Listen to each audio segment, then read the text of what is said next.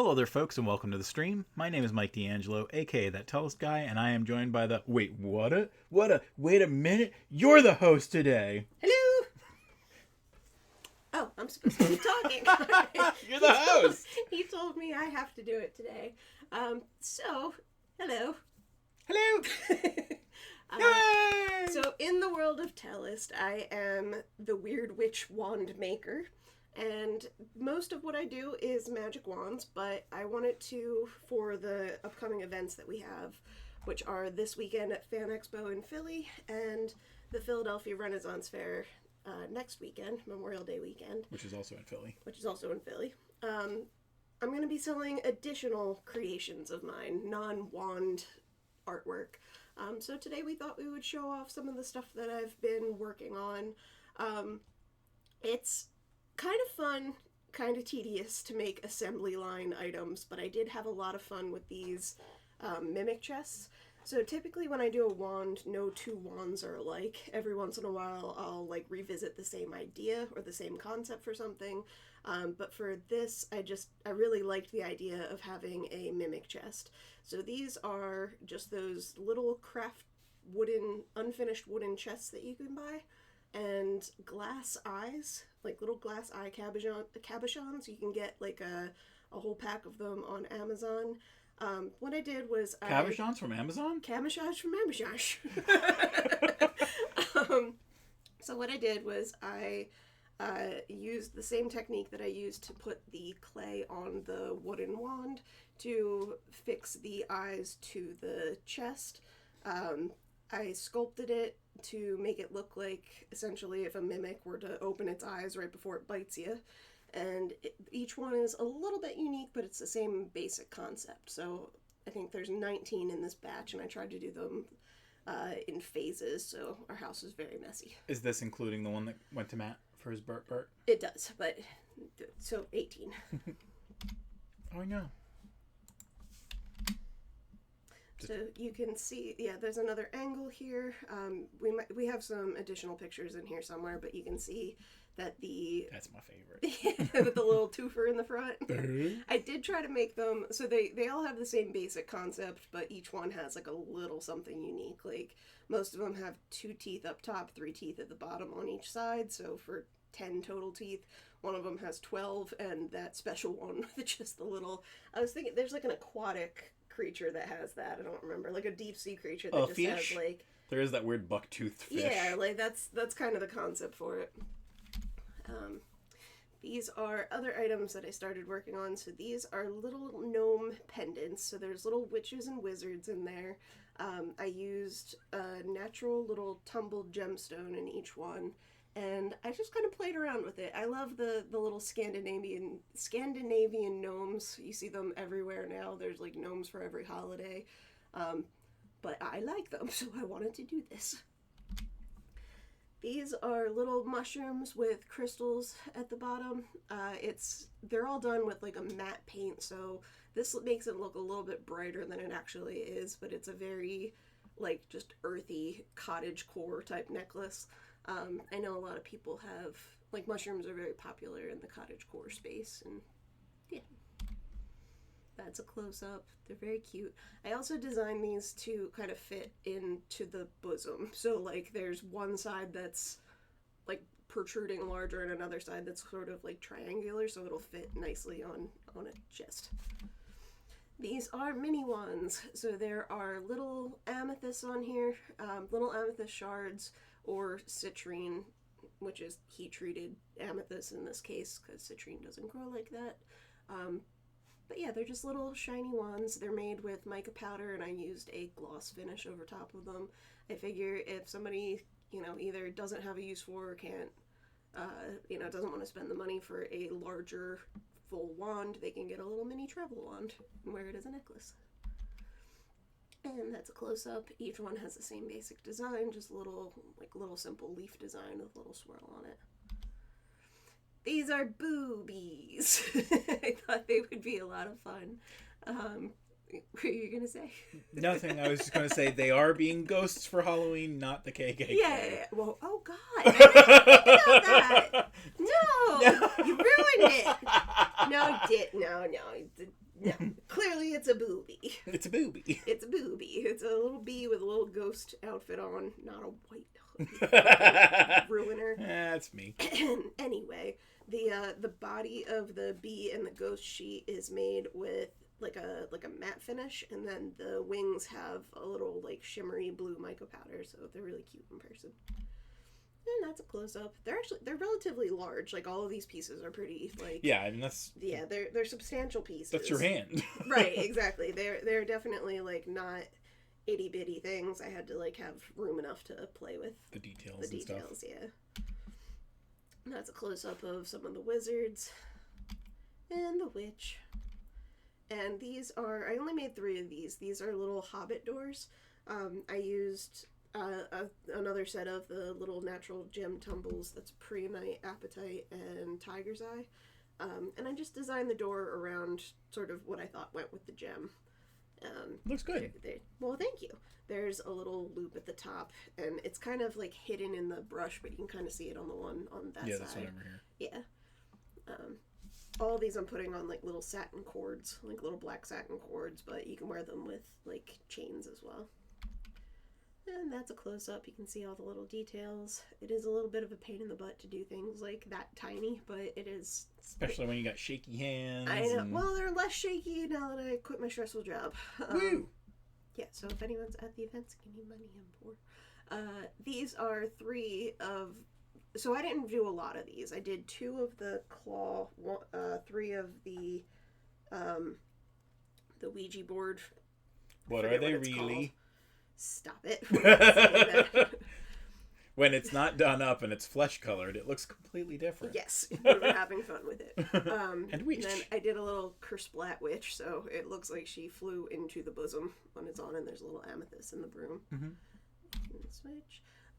So the dragon claw has the same thing that's in the little Ouija board thingy. I forget the name. It starts with a P, but whatever. Those are tiny little... Pelican? No, it's like a pancetta. I don't know. I want to call it a plantain. That's not right. No, it's not. That's a banana. Banana. Those are little spheres. They're quartz spheres with rainbows in it. And I thought when I ordered them off of Temu that they were bigger. So I couldn't use them in big ones. So I thought it would be cute to use them in these. Historically, Rhianna has has a hard time like depicting size. Yeah. Which is great for me because... You're being so inappropriate today. But it was good, right? High five. Oh my god. What am I high-fiving? I don't know. Talking about like... So I'll order like, oh, look, this bag of chips is on sale, and I'll think it's a regular size, and it's like a family size, gigantic. It's usually the opposite, though. It's...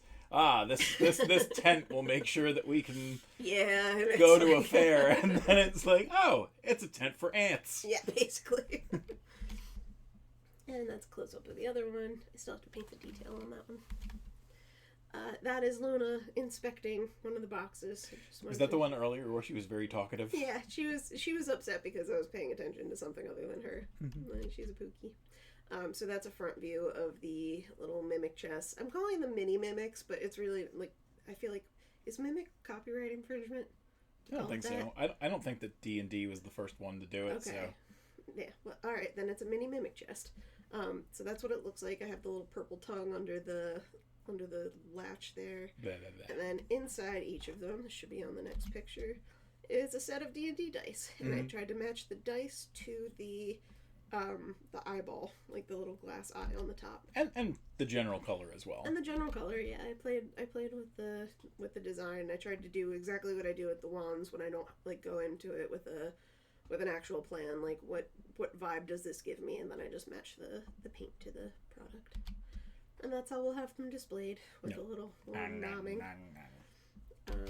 That's it. That's it. But I think, so do we want to talk about the pricing, just to give an idea of like what went into it? Do we want to go back through everything? Yeah.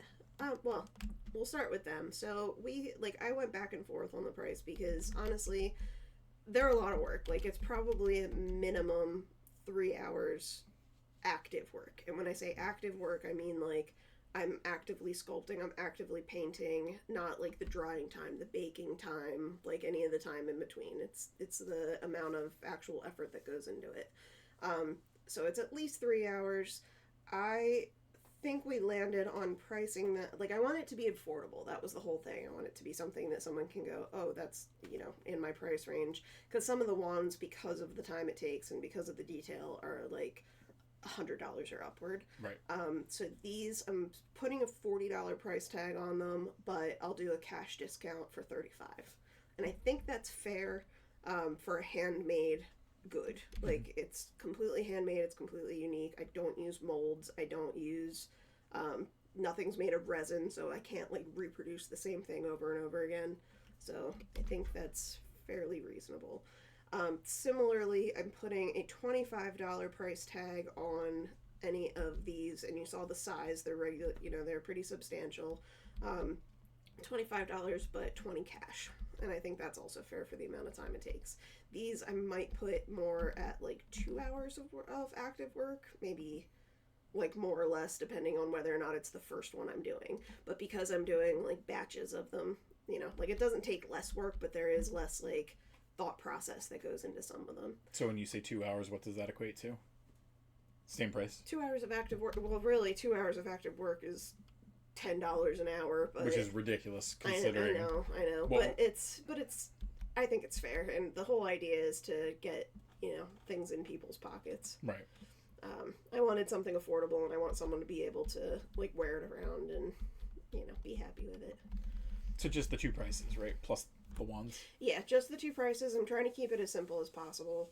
I mean, the wands themselves have a variety of prices too. Yeah, the wands are so for the we're doing live exclusive prices because I don't have the same packaging because me poor can't afford the wand boxes. Hopefully after this one it won't be the same. Yeah, hopefully after I'll be able to buy them, but we're pricing them lower than we do online because online you have to pay like the Etsy fee, you have to pay the shipping, you have to like account for all of that stuff.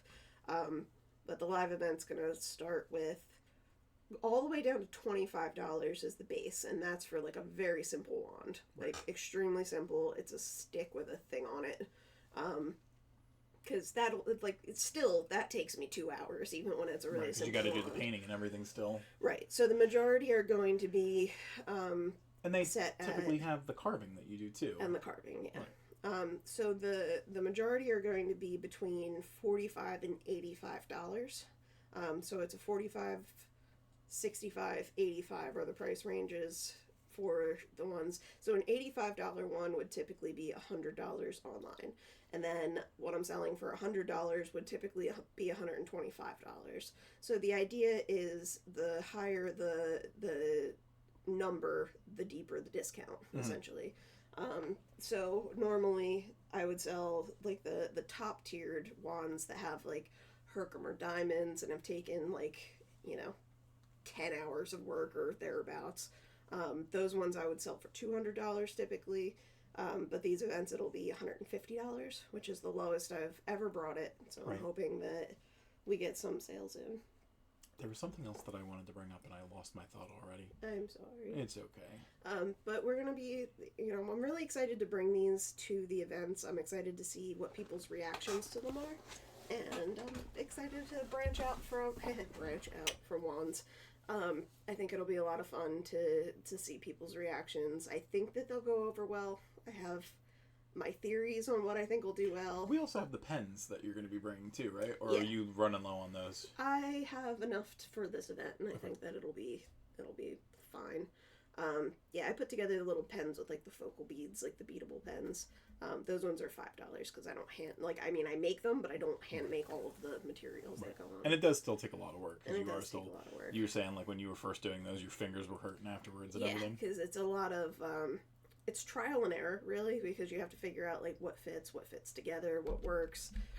Some of them are like really difficult to take the little bead things off.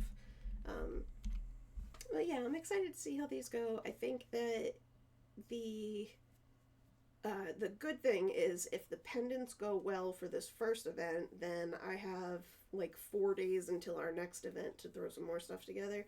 I can't throw together a wand because there's so much that goes into that process, but I can do like pendants in a day. Right, if you have 3 or 4 days, you can still kind of replenish. Right, because I don't need to do the woodworking aspect. It's just the sculpting. Like there's an armature underneath where, like with anything that I do, it's wire. It's like you still foil have or tape or something to like keep the crystal in place, and then I sculpt around it. Do you still have the mice for the? I do. So you have a couple of felt mice too. So. Yes, I have a couple of those, and then I have Ren rats. I have the Ren rats. So those are little steampunk rats that we put together. I have some of them as necklaces, but I might end up turning them into magnet things that you like wear on your because that's kind of like, especially shoulder. At the fair, that's how I'm gonna have it exactly. So presented. So I think that there's like a market for that, but those will be $10 because it does take a lot to put them together. But again, I'm not really sculpting too much. Right, it's a lot of paint. You good? You want to wrap up? That is all. I just wanted to show off some of the other items that we have. I really hope that they go over well. I hope that we get good reactions from them. Yeah, I'm excited for the events. Go to the show closing page.